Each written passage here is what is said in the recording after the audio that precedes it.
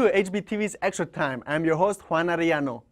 Empezamos con los Colorado Rapids as they came back to Dick's Sporting Goods Park to face Western Conference rivals Vancouver Whitecaps this past Saturday. The Rapids came out flying at the beginning of the match and almost got on the board, but Gashi barely missed a shot to the near post. Again, Hairston got the attack going for the Rapids. He opened the ball wide to Birch. Birch se lleva uno, manda al centro, and Hairston closes the play he started with a goal. Al minuto 60, the man of the match, Merlin Hairston, has a great run. Crosses the ball hard and low into the 6-yard box, and Badji connects to score his second goal of the season. This victory was like a tank of oxygen for the boys in Burgundy. The Rapids wanted to get the chip off the shoulder after only winning 1 out of the previous 5 matches. They were looking to bounce back and show their fans they're not a pushover team, especially after a devastating loss to NYCFC. The Rapids wanted to keep their home unbeaten streak alive. And lastly, Marlon Hairston has been on fire this past month, playing well as a sub and as a starter. The Rapids showed great character. They showed discipline on both sides of the ball, and that is what caused them to manage the game so well. The boys in Burgundy find themselves only 3 points behind FC Dallas, and with the acquisition of goal scorer Sebastien Letou from Philadelphia, things are looking very interesting for the top spot in the conference. From MLS, we go to Rio as the whole world places their attention in the 2016 Summer Games. The U.S. women's national team has looked solid in the group stage, with 2-0 and 1-0 victories over New Zealand and France respectively. In the men's tournament, things aren't going as expected for some of the favorites.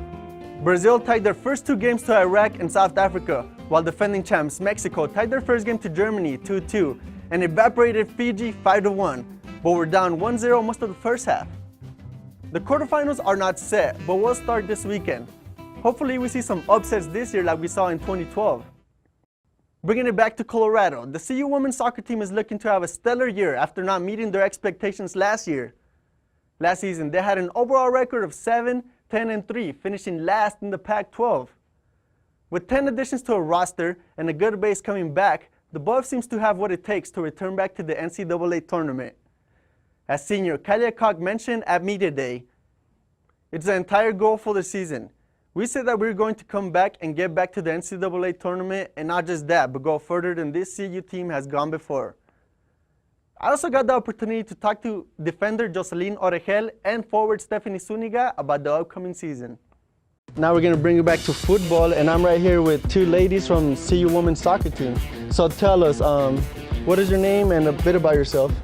Me llamo Jocelyn Oregel, soy de Tustin, California. I'm majoring in advertising with a minor in Spanish. Yo me llamo Stephanie Zuniga. I'm majoring in communications with a minor in Spanish, and I'm from Pinole, California. And what are your expectations for this year? Our expectations for this year, I would say, is for the Latino, Hispano community to come out to our games more and hopefully see them around more. I know you guys graduated 7 seniors, but are bringing in 10 new players. How competitive is the squad this year? Our team, definitely getting new players, kind of helps us work harder because obviously we don't know how they play, and obviously the spots aren't really guaranteed. So every day we all have to work hard for what we want to do, and at the end of the day it's like, okay, whatever we left on the table, we left on the table basically.